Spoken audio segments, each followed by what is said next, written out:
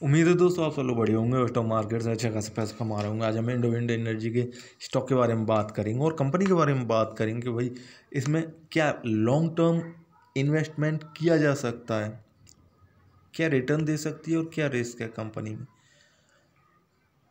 और कहाँ से एंट्री लें, क्या टारगेट रह सकती है। ये सारी चीज़ें कवर करेंगे। मैं ज़्यादा तो टाइम नहीं दूंगा, लेकिन फिर भी मैं कोशिश करूंगा कि छोटे टाइम में, कम टाइम में आपको ज़्यादा से ज़्यादा चीज़ें बता पाऊँ और केवल फैक्चुअल चीज़ें।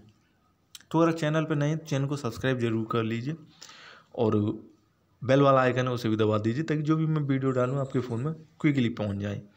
तो सेलेक्ट ऑल वाला जो बटन होता है उसे भी प्रेस कर दीजिए। और बाकी जब मैं वीडियो डालता हूं तो अगर आप टाइम से देख लेते हैं तो उसका आपको स्टॉक मार्केट से बेनिफिट भी मिलता है। जैसे कि मैंने इस स्टॉक पे, जब स्टॉक 4 रुपये का हुआ करता तब मैंने वीडियो बनाई थी और अब 13 रुपये पे है और सर्किट के साथ ऊपर चल रहा है।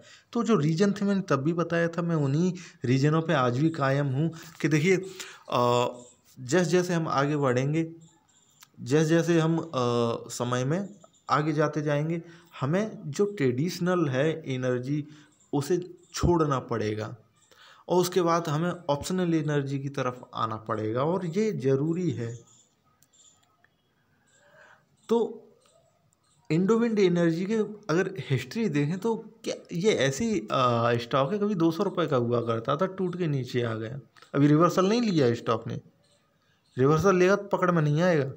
हाँ ये ज़रूर है कि मान लीजिए कि एक जैसे बोलते हैं कि लाइन खींच ले। मान लीजिए मैंने 4 रुपये पे वीडियो बनाई थी, या मैंने 4 रुपये बाई किया, अब 4 से 13 आ गया तो लगता है कि हाँ डबल से भी ज़्यादा हो गया, लेकिन ऐसा नहीं है। अब 13 से वो 200 रुपये भी पहुँचना है और फिर 200 से उसे 500 रुपये भी पहुँचना है। स्टॉक मार्केट में स्टॉक इस तरह से ही ट्रेड करते हैं, लेकिन उनके लिए उसका रूट जो है ना मजबूत होनी चाहिए। तो इसीलिए मैं हमेशा फैक्चुअल बात करता हूँ जब किसी अच्छे स्टॉक के बारे में बात करता हूँ। और जब जब हम फ्यूचर के बारे में बात करते हैं, देखिए 10 रुपये का स्टॉक है, फ्यूचर में अगर इस स्टॉक में इन्वेस्ट किया जाए तो क्या फ़ायदे हैं। फ़ायदा ये है कि देखिए फ्यूचर में हम इन्वेस्ट करें तो फ्यूचर के स्टॉक में ही इन्वेस्ट करें, हालिया इन्वेस्ट में, हालिया ऐसी कंपनीज में नहीं जिनकी डिमांड अभी ज़्यादा है, नहीं। ऐसे स्टॉक पकड़िए जिनकी फ्यूचर में डिमांड होगी और उनका भाव तब बढ़ेगा। हमने तो अभी खरीद के रख दिया, और फ्यूचर में जैसे ही वो हम आगे आते जाएंगे डिमांड उनकी ऑटोमेटिक बढ़ती जाएगी। अच्छा, कंपनी का प्लान क्या है, कंपनी का प्लान भी जान लीजिए, और उसके बाद में इसके टारगेट, रिस्क और कहाँ से खरीदें ये भी चीज़ मैं बताऊंगा। बाकी आप मेरे को कमेंट कर सकते हैं, क्योंकि ये स्टॉक नहीं खजाना है पैसे का। अभी तो सर्किट के साथ चल रहा है और पिछले 3-4 महीनों से चलता आ रहा है। नीचे गिरने की कोशिश नहीं करता, वो फेक होती हैं चीज़ें। मेरे से कई क्वेश्चन पूछे गए कहीं ये टूट न जाएगा।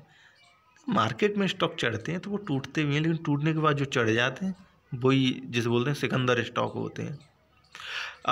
इंडोविंड is planning to install 28 megawatt wind farm in next 24 month.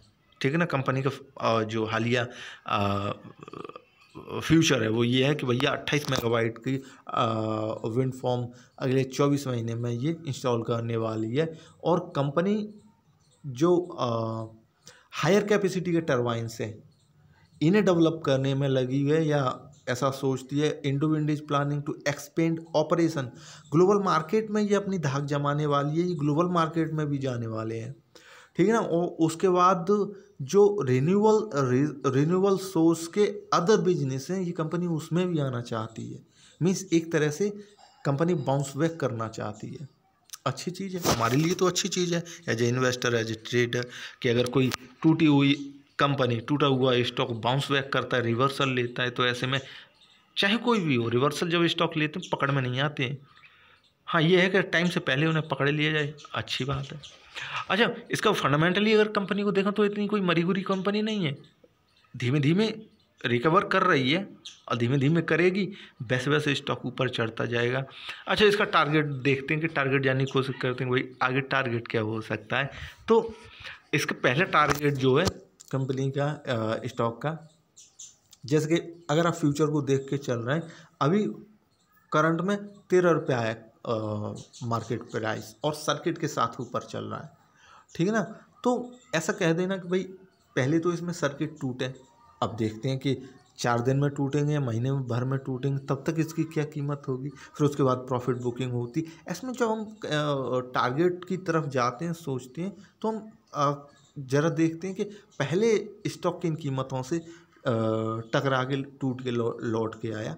तो वहाँ पे देखिए 16 रुपया पहले तो स्टॉक को ये टफ है 16 रुपया तक पहुँच जाएगा, पहुँच भी जाता तो वहाँ से नीचे आएगा, लेकिन फिर भी हम पहला टारगेट 16 रुपया मान के चलते हैं और ऐसा होगा। ये सन 2018 की कीमत है जो मैं आपको बता रहा हूँ।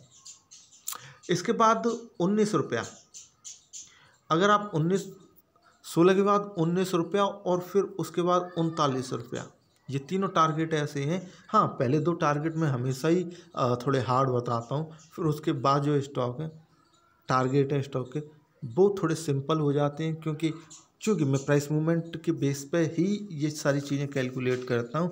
और मूवमेंट जब आता है तो या तो आंधी की तरह आता है या फिर कि भूकंप की तरह। भूकंप माने कि स्टॉक का टूटना और आंधी मतलब स्टॉक का ऊपर उठना। जब आंधी आती है तो जैसे कि अभी चल रहा है स्टॉक, तो बेहतर स्टॉक है। फंडामेंटली इतनी कोई वो नहीं है इसमें। जैसे रिवर्सल चार्ट पे ले रहा है, वैसे कंपनी भी रिकवर कर रही है। दूसरा फ्यूचर भी ठीक ठाक है इसका। तीसरी चीज़ की 200 रुपये से टूटा हुआ स्टॉक है।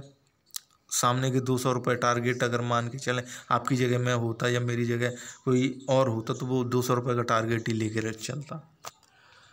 तो ये सारी चीज़ें, अगर फिर भी कोई चीज़ आपको जाननी है तो आप कमेंट कर सकते हैं, यूट्यूब कमेंट बॉक्स में कमेंट कर सकते हैं। भाई वीडियो को ज़रूर लाइक कर दीजिए। लाइक करने से कुछ नहीं होता है, बस ये है कि यूट्यूब के एल्गोरिदम को ये मालूम पड़ जाता है कि साहब आपने ये वीडियो देखी। अब आपने ये वीडियो देखी, ये मेरे लिए तो काफ़ी मायने रखती है, क्योंकि मैं काफ़ी टाइम दे रहा हूँ और कुछ सोच के, मतलब मीन्स जैसे बोलते हैं ये थोड़ा बहुत लेबर है, मेहनत करके जो चीज़ें बताई जा रही हैं। तो मेरे लिए यही चीज़ खास है कि यूट्यूब को कम से कम मालूम तो पड़े कि मेरी वीडियो देखी गई। वीडियो देखने के लिए थैंक यू।